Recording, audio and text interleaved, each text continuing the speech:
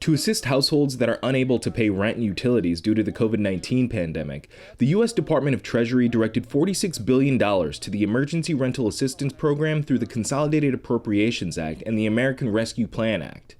The Michigan State Housing and Development Authority set aside $620 million of those federal funds to help tenants facing pandemic-related hardships to avoid eviction while also making sure landlords can recoup owed rent through Michigan's COVID Emergency Rental Assistance, or SARA program, that's administered through local nonprofit agencies like Lakeshore Legal Aid.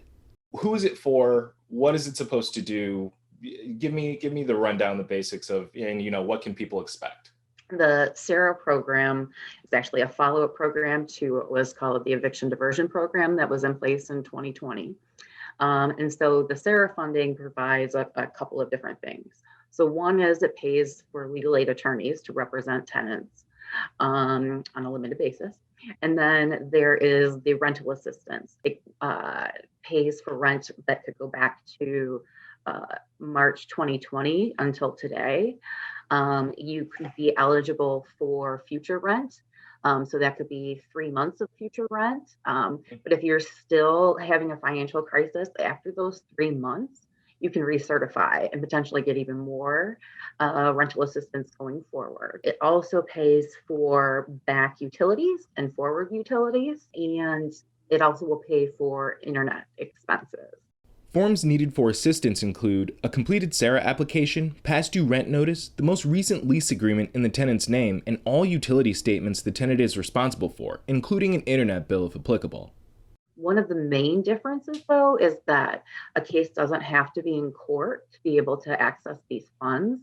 Somebody doesn't even have to have necessarily a notice of eviction, just a notice that says you're behind, and that's enough for people to start in the system. How would someone find out or know if they are eligible for this assistance? You said something about a portal, but is there another, basic earmark that like, oh, hey, I'm having trouble with this, I'm probably eligible for this program? Yeah, so it's for people who live below 80% of the area median income.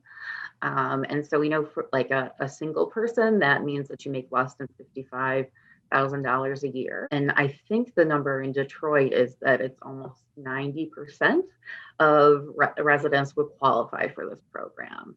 Obviously, the amounts that people get, I'm sure, will vary based on what their needs are, but where does the money come from? And is there any responsibility for people who receive this help to pay it back, or are there tax implications that they need to be aware of going into this? So the money it came from the federal coronavirus relief fund. So all the money comes from the federal government and it's passed through the state MSHA, but it's available. It's not anything that anybody has to repay. It's not taxable.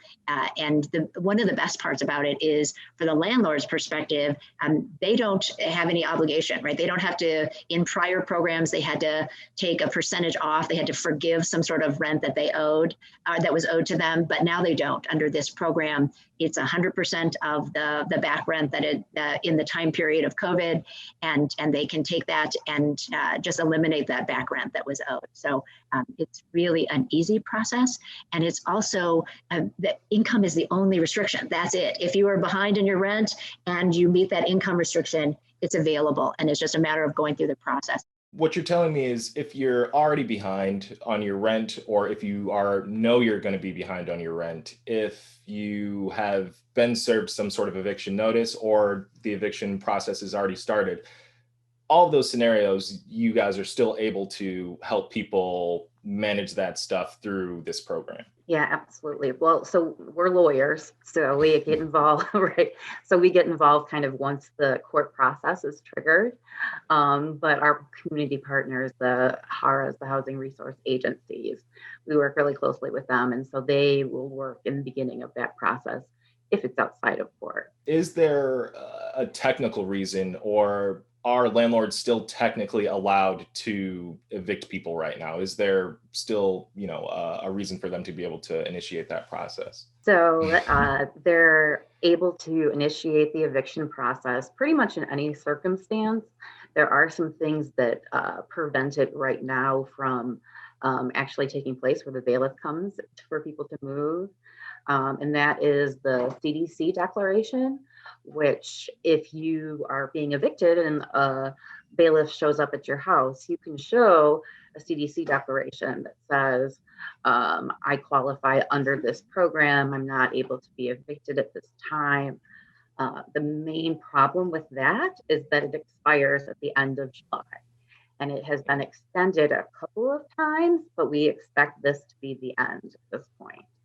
So that's one piece. The other is if there is a SARA application that's been submitted and they're in the process, the Michigan Supreme Court has issued an order that says an eviction shouldn't go forward because they're in the SARA process. You can find more at onedetroitpbs.org or subscribe to our social media channels and sign up for our One Detroit newsletter.